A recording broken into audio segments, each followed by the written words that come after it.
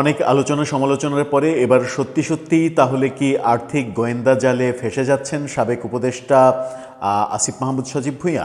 তেমনটাই মনে হয়েছে। গত রাতে যে খবরটা চাঞ্চল্যের সৃষ্টি করেছে সেই খবরের পরিপ্রেক্ষিতে এটা মনে না হওয়ার কোনো কারণ নেই।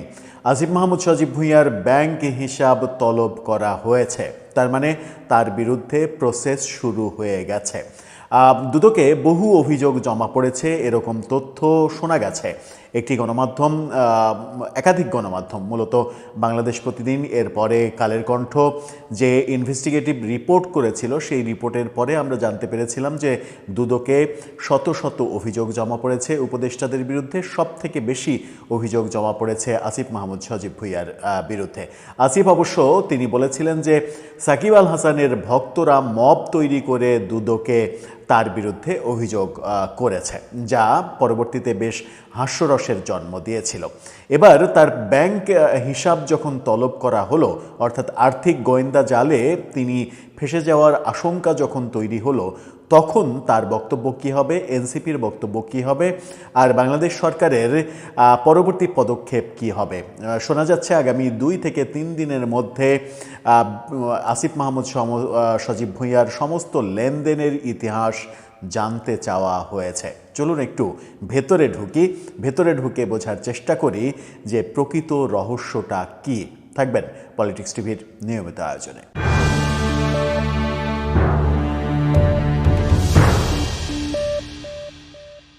দর্শক, বলছিলাম আসিফ মাহমুদ সজীব ভুঁইয়ার ব্যাংক হিসাব তলবের মাধ্যমে তার বিরুদ্ধে এক ধরনের অ্যাকশান, তার বিরুদ্ধে যত অভিযোগ সেই অভিযোগের ভিত্তিতে কার্যক্রম শুরু করেছে সরকার, এমনটা আমরা দেখছি। নতুন সরকার দায়িত্ব নেওয়ার পরে বিগত সরকারের কোনো ব্যক্তির বিরুদ্ধে এটাই প্রথম পদক্ষেপ। যাত্রা শুরু কেবল গণমাধ্যম, আপনারা অনেক গণমাধ্যম, প্রায় সব গণমাধ্যমের লিড নিউজ হয়েছে গত রাতে। এটা যমুনা টেলিভিশনের শিরোনামটা আপনারা দেখে নিতে পারেন। সেখানে তারা বলছে সাবেক উপদেষ্টা আসিফ মাহমুদের ব্যাংক হিসাব তলব। অন্য সব গণমাধ্যমে আমরা দেখেছি একই কথা বলছে।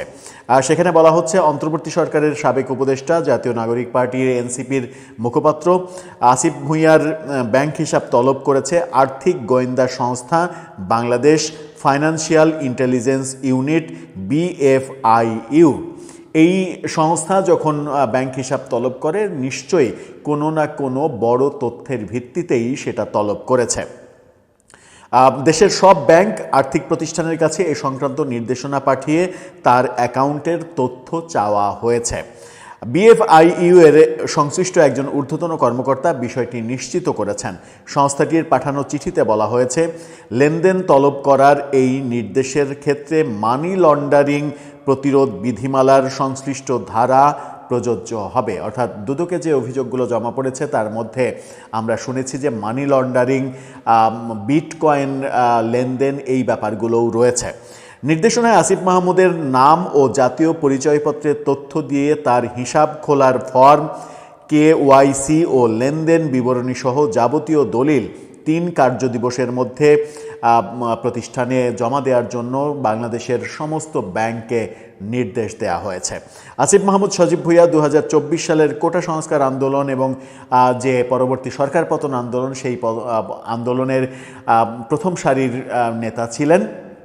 পরবর্তীতে তাকে উপদেষ্টা হিসেবে আমরা দেখেছি এবং উপদেষ্টা থাকাকালীন তার বিরুদ্ধে প্রচুর দুর্নীতির অভিযোগ ওঠে এবং সরকারের সবথেকে বেশি দুর্নীতির অভিযোগ, এবং বিভিন্ন, শুধু দুর্নীতির অভিযোগ না, বিভিন্ন ব্যাপারে সবথেকে বেশি অভিযোগের তীর তার দিকেই ছুটে যেতে আমরা দেখেছি। এবার আর্থিক গোয়েন্দা সংস্থা যে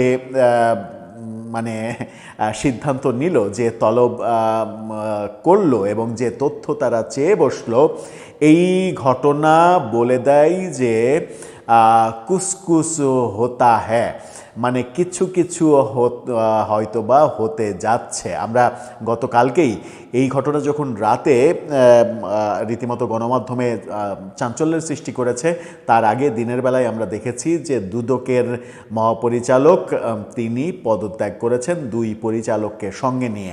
যে দুদকের মহাপরিচালকের বিরুদ্ধেও অভিযোগ রয়েছে বিগত সরকার, অর্থাৎ প্রফেসর ইউনূস সরকারের বিভিন্ন উপদেষ্টা, বিভিন্ন কর্মকর্তাদের দুর্নীতি গোপন করেছিল তারা।